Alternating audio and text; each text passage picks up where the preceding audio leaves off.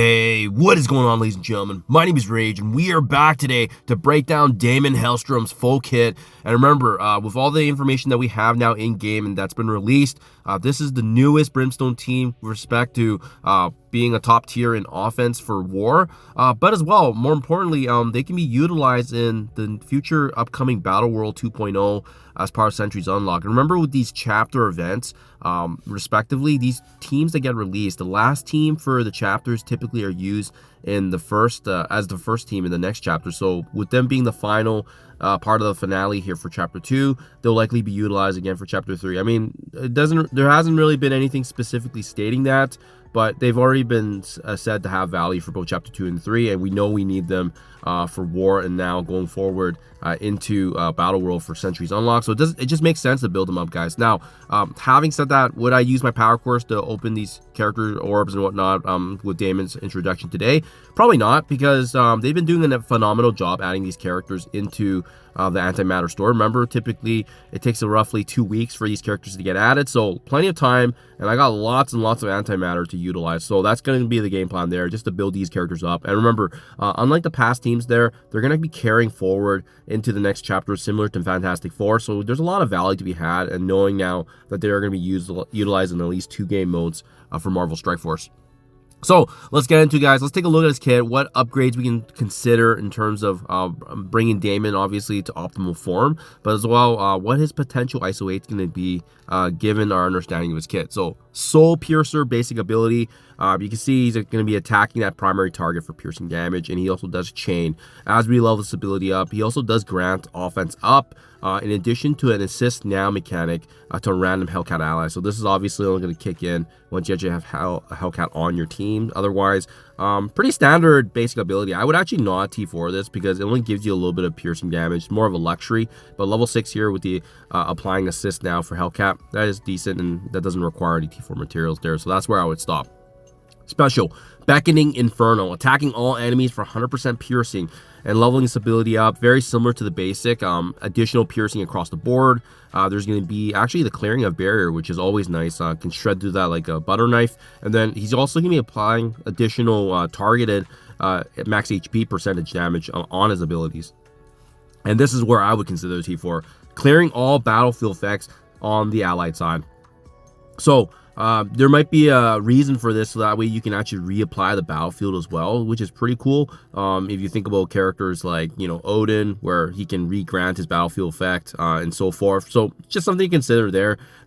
Just keep in mind that this is not taking away the battlefield away from the enemy, but more so just clearing, so that way there might be something. Or for example, if you have some negative effects as well inflicting on your team, well, this can actually clear that as well. So either way, he's going to be controlling that battlefield with respect. And I love the fact that it doesn't apply to one specific game mode, which means we know it's going to be obviously utilized in other game modes as well.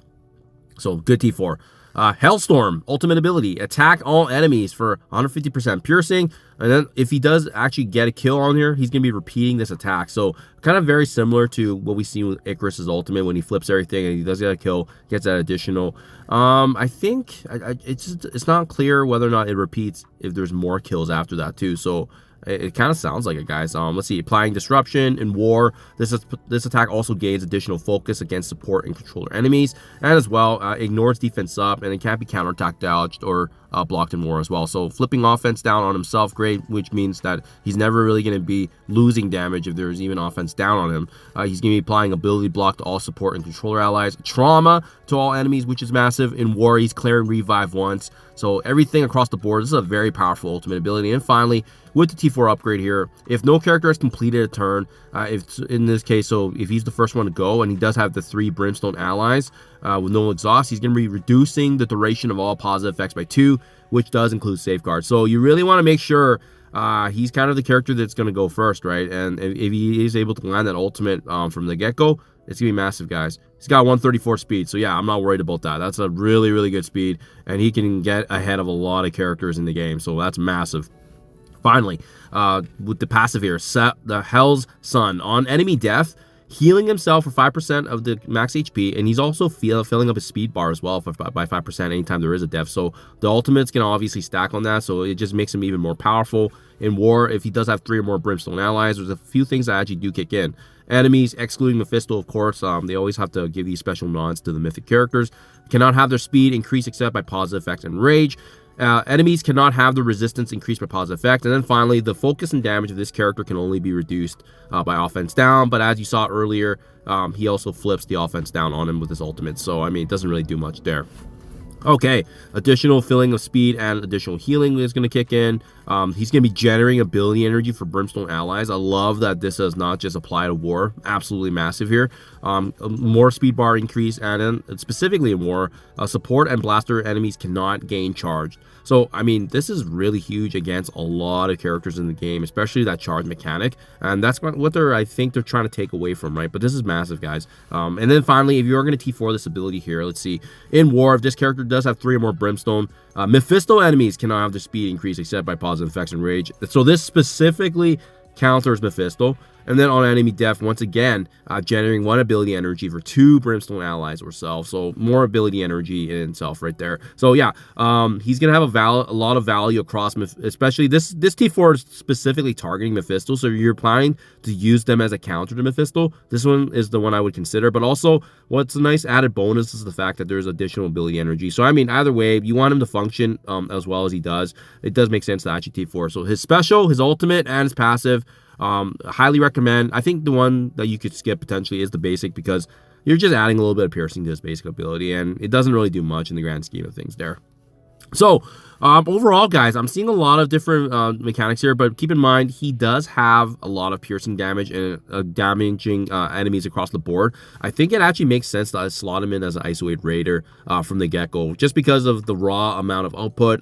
He's going to be increasing his critical hit chance and critical hit damage across the board for his kit, and then maximizing his damage output, but as well making sure that his special and ultimate have more of a blast to it as well, as opposed to like the striker mechanic.